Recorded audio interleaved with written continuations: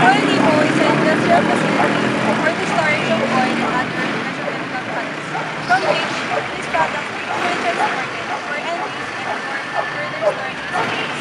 Most oil depots have road towers, and these vehicles transport products to petrol stations like this.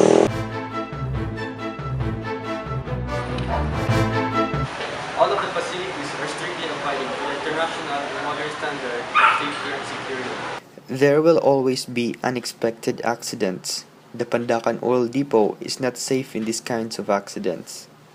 The Pandacan Oil Depot consists of different kinds of oils, from crude oil, gasoline, LPG, and jet fuels. It resides on a 33 hectares of land owned by Shell Philippines, Caltex, and Petron. An international standard of security and safety of a buffer zone must be 1.5 to 2 kilometers in radius.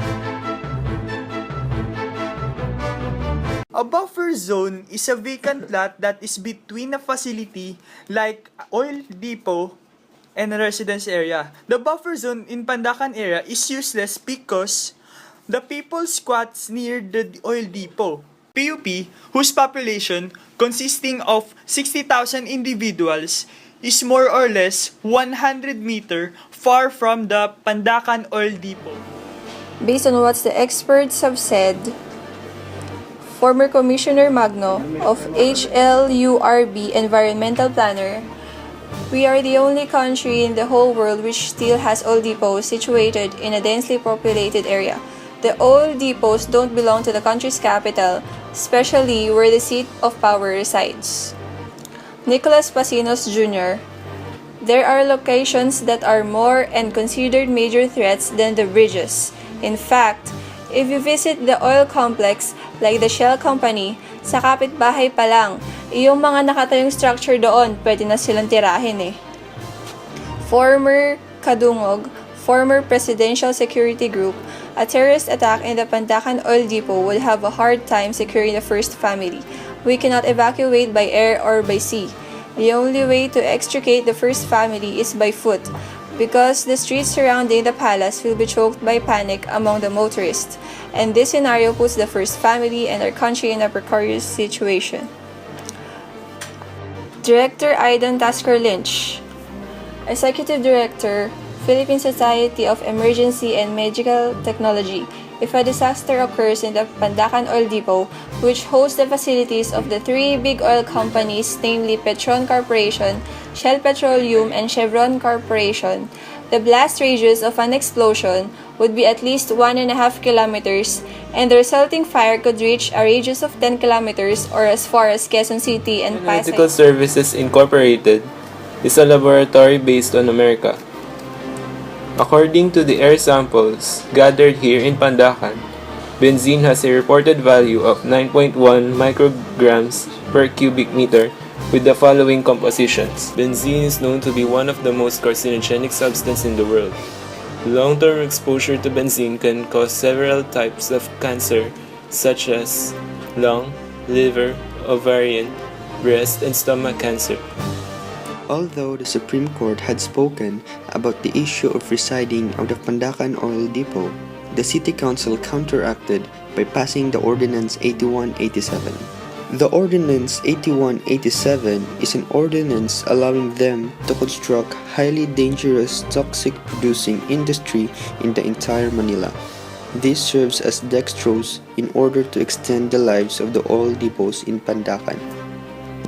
We are not expecting that the people who are supposed to protect us are the ones who are risking our lives.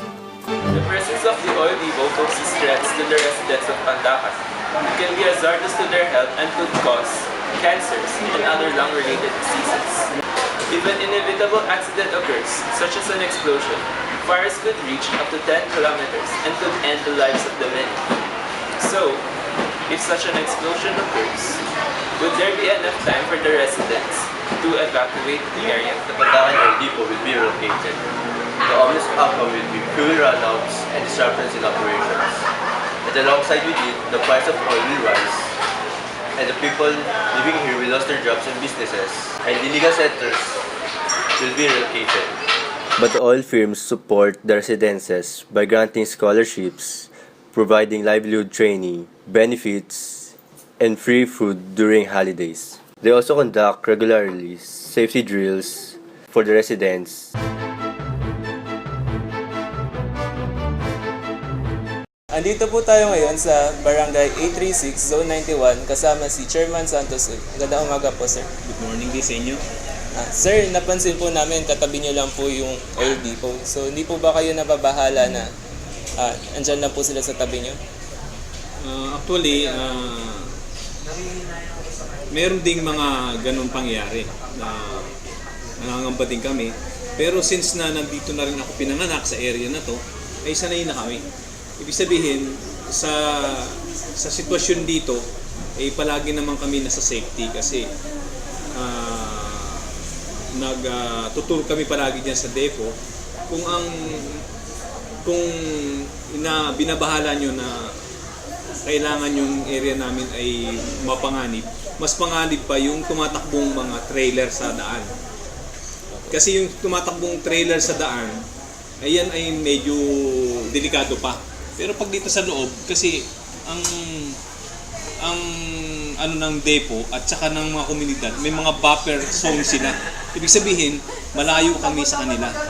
At kung sa tinitingin yung mga tangke na yan, medyo delikado, hindi delikado yan kasi may mga ano sila sa loob niyan. Ibig sabihin, may separation. Ang produkto nasa gitna, balot siya ng tubig. Kumbaga, hindi rin naman po sila ilalagay dyan kung delikado po talaga yung mga tangkay. Hindi naman. Siguro, sa ngayon talaga ay nasa sobrang safety yan. Kasi hindi naman papasa sa energy board natin kung sakasakali ang pag-inspection nila dyan sa depo ay delikado. Opo. So, nagkakonduct po ba yung mga taga oil depot po ng safety drills?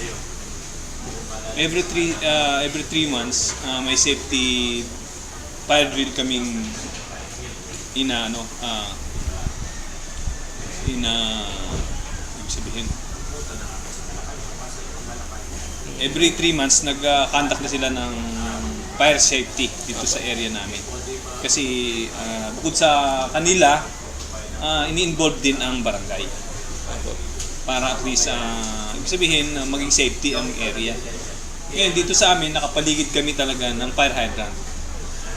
In case na magkaroon ng fire sa labas, andiyan dyan kaagad ang oil depot para patayin. At bukod pa, may mga volunteer kami dito talaga sa paligid na to. May mga volunteer kami na alam na nila ang gagawin. Kasi nakadrill kami palagi. Opo. So, regular naman po yung safety drill po nila. Safety drill. Opo. Tapos, aprobado po ba kayo dun sa mga ordinansa na pinapaalis po yung oil depot dito sa Pandacan? Yun, ang oil depot sa tingin ko, kung karapat-dapat silang umalis, wala kami magagawa. Kasi siyempre, hindi naman kami kung sa amin, pabor sa amin yun. Kasi maraming nagtatrabaho na malapit dito. Ngayon, kung kailangan, wala kami magagawa. Tsaka, ang ibig sabihin ay ang oil depot na to, since na ako nagkaroon ng isip, ay nandiyan na sila. Ngayon, ibig sabihin, malaking dagok sa bansa natin kung biglang aalis yan. Kasi kung ilipat man nila sa parting probinsya o sa malayo dito sa Maynila, ay lalong mamahal ang mga krudo siguro, ang mga langis. Kasi, siyempre, hindi naman papayag ang oil depot na kung ano ang bili nila doon, natutubo lang sila ng konti. Siyempre, lahat ng mga ipapatong nila na gastos, mapupunta din sa mga mamamayan, sa mga kumukonsumo. Kaya, sa tingin ko, magandang nandito sila sa sentro. Kasi madali nilang i-spread ang produkto nila. Hindi gaanong katagalan. Kasi, kung malayo man yan, sigurado magkakaroon ng shortage. Sigurado. 100%. Kaya, ililipat nila sa pating Batangas. Gaano kalayo ang papunta dito? Samantalang yan sila, may mga may mga pipeline na sila. Naalala niyo siguro sa Magallanes, yung nabutas doon. Pipeline nila yun. From Batangas to dito. Kung, ibig sabihin, kung magbobomba silang papunta rito sa sentro, isang bukas mo lang, dito na kagad ng produkto. So malaki po yung naitutulong ng LD po sa, bukod po sa mamayan ng Pandakan, pati na rin po sa ekonomiya ng bansa. Oo, yun. Opo. Malaking itutulong yan. Kasi, ibig sabihin, kung ililipat man yan, magbibuild na naman sila ng panibagong, take siguro ng mahabang panahon. Sige po, Chairman, maraming salamat po sa niyo po sa So there you go. This wraps up our documentary. We have seen now and what people thinks about Pandakan Oil Depot. We have concluded that people are used to live near the Pandakan Oil Depot. Also, they're already comfortable with it, and they don't look like they mind the risks at all. But I'm sure whatever is the final decision upon this matter would be the benefit for everyone in this community. Nevertheless, whatever our belief in life is, we have the responsibility to protect each other.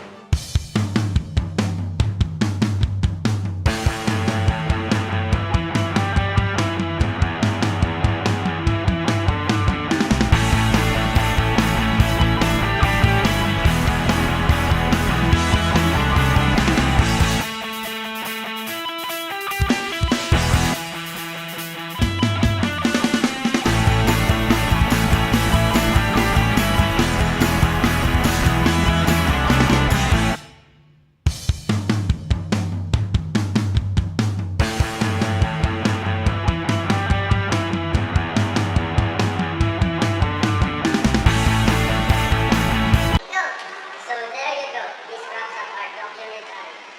We have seen now and what people think about oil